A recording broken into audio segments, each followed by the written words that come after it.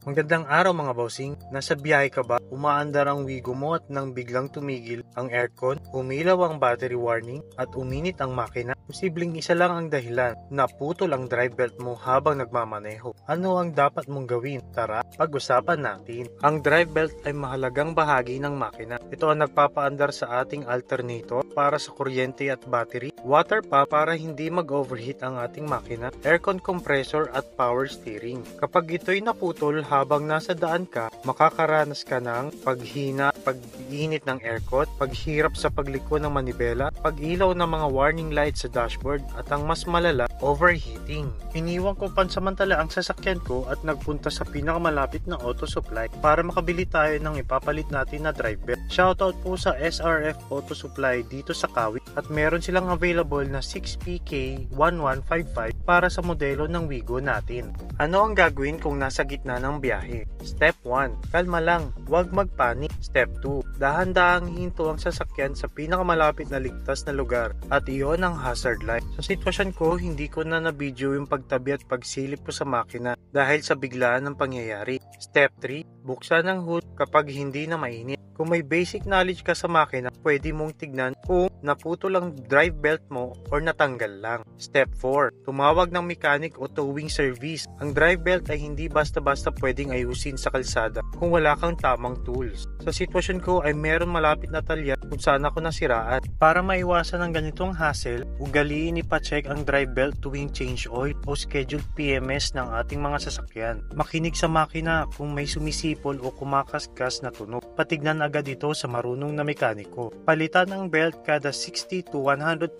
kilometers depende sa kondisyon at sa manual ng ating sasakyan. Mura lang ang drive belt pero mahal ang gastos kapag nasira ang ibang bahagi ng makina dahil pinilit natin ibiyahe ang iyong sasakyan. At yan nga mga bossing, ang dapat mong gawin kung masira ang drive belt ng iyong Wigo. Tandaan, maliit man na pyesa pero malaki ang papel sa kaligtasan mo sa daan. Kung nakatulong to sa iyo, like at follow na para sa iba pang car tip. Kita-kits sa susunod na auto episode natin.